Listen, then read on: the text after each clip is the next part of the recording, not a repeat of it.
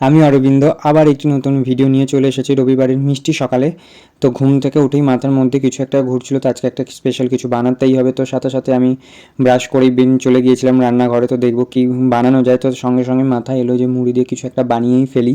তো চলো মুড়ি দিয়ে আজকে আমি কী বানাচ্ছি সেটা আজকে শেয়ার করছি। তো মুড়িটাকে রীতিমতো দেখেই নিলে, জল দিয়ে আমি ভালো করে জল দিয়ে ধুয়ে নিলাম। তো তারপর গ্রেট করে রাখা আলু আর সাথে কাঁচা লঙ্কা ভালো করে খুব সুন্দরভাবে মিক্স করে নেব। তো চলো সেটা আগে খুব সুন্দরভাবে মিক্স করে নিই।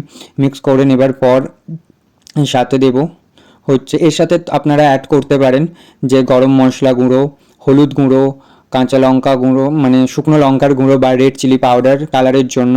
তো তারপর আপনারা ইচ্ছে করলে অ্যাড করতে পারবেন পেঁয়াজ কুচি, আদা বাটা বা রসুন বাটা। তো আপনাদের ইচ্ছে মতো, আমি তো ওগুলো কিছুই দিলাম না, আমি জাস্ট মশলাগুলো দিয়ে ভালো করে খুব সুন্দরভাবে মিক্স করার পর 2 চামচ চালের গুঁড়ো দিয়েছিলাম, তারপর ওটাকে মিক্সড করলাম। তো তারপর এবার দেবো আমি খুব সুন্দর করে বেসন দিয়ে দেবো, বেসনটা প্রয়োজন অনুসারে দিতে হবে।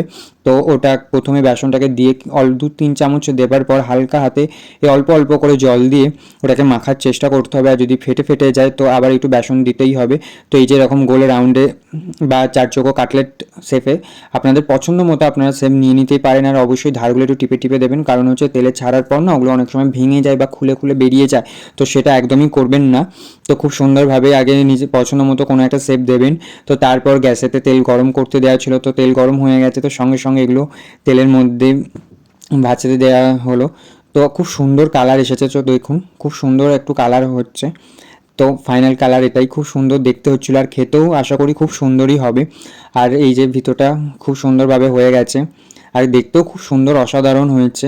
জানি না খেতে কী হবে, চলুন ট্রাই করি। অনেক মুচমুচে হয়েছে সেটা তো দেখেই বোঝা যাচ্ছে, আর খাচ্ছি যখন না প্রতিটা বাইটেই না একটা কড়মড়ে আওয়াজ হচ্ছিলো। তো এটা সবসময় কফির সাথে না হেভি যাবে। আর টাটা।